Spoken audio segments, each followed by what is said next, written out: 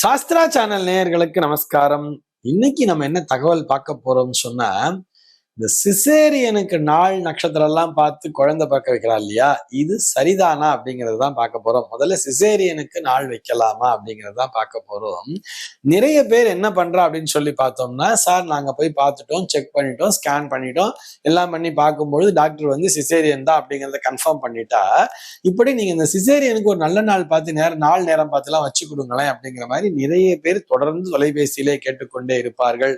அவர்கள் எல்லோருக்குமே அடியனுடைய ஒரே பதில் என்னன்னு சொன்னா, நிச்சயமாக சிசேரியனுக்கு நாள் நேரம் வைத்து கொடுக்க கூடாது, அடியேன் வைத்து தரமாட்டேன் என்பதுதான். ஏன் சார் அப்படி சொல்றேன்? இன்னைக்கு எல்லாருமே அப்படித்தானே சொல்றா, டாக்டர்ஸே அப்படிதான் சொல்றா. டாக்டர்ஸ் என்ன சொல்றான்னா, நீங்க போய் உங்க ஜோசியர்கிட்ட போய் நாளும் டைமும் குறிச்சுக்கிட்டு வாங்கோ, நம்ம அந்த நேரத்துல எடுத்துடலாம்னு சொன்னா, இது முற்றிலும் தவறான ஒரு விஷயம் அப்படிங்கிறது ரொம்ப ஸ்ட்ராங்கா நம்ம புரிஞ்சுக்கணும்.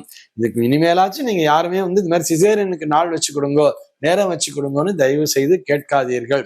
டாக்டர்ஸ்டே கேளுங்க. டாக்டர்ஸ் வந்து எப்போ பண்ணலாம்னு சொல்றாலோ அப்போ போய் பண்ணிக்கோங்க. இதுல நிறைய நம்ம என்ன தெரியுமா பண்றோம், இது அத்தனையுமே பிரம்மாவினுடைய பணி. இந்த பிரம்மாவினுடைய பணியிலே போய் நாம் பிரம்மாவினுடைய அந்த செயலை டிஸ்டர்ப் பண்ற மாதிரி ஆயிடுறது. பிரம்மாதான் சிருஷ்டிகர்த்தா அப்படின்னு சொல்றோம் இல்லையா, அவர்தான் படைக்கும் கடவுள்.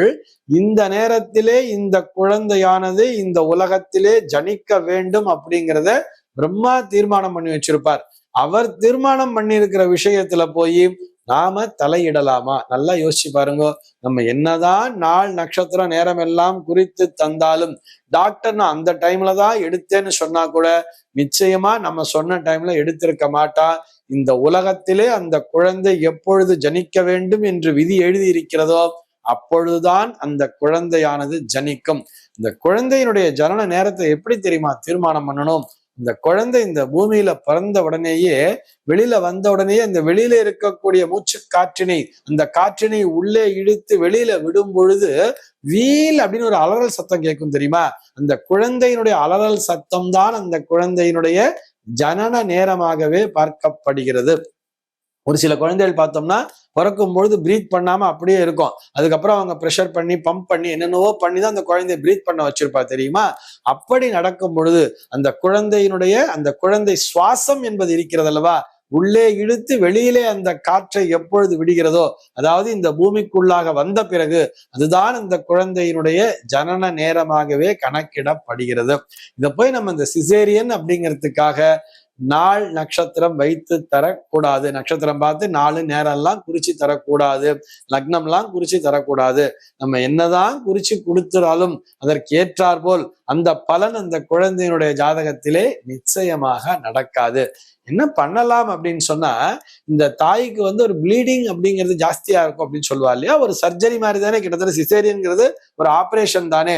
அப்படி பண்ணும் பொழுது அந்த ஆபரேஷன் மூலமாக அந்த பெண்ணும் நல்லபடியாக இருக்க வேண்டும், பிறக்கின்ற குழந்தையும் நல்லபடியாக இருக்க வேண்டும்ங்கிறதுக்காக அந்த பெண்ணுக்கு சந்திராஷ்டமம் இல்லாத நாளாக பார்த்து கொண்டால் போதுமானது.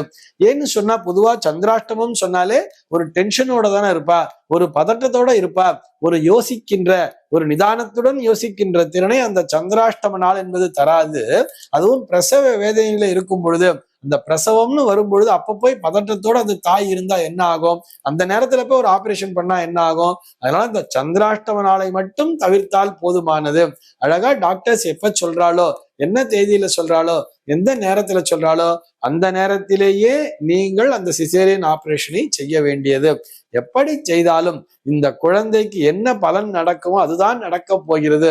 அதனால இந்த சிசேரியனுக்கு நாள் வச்சு தாங்கோங்கிறத கேட்காதீங்கோ.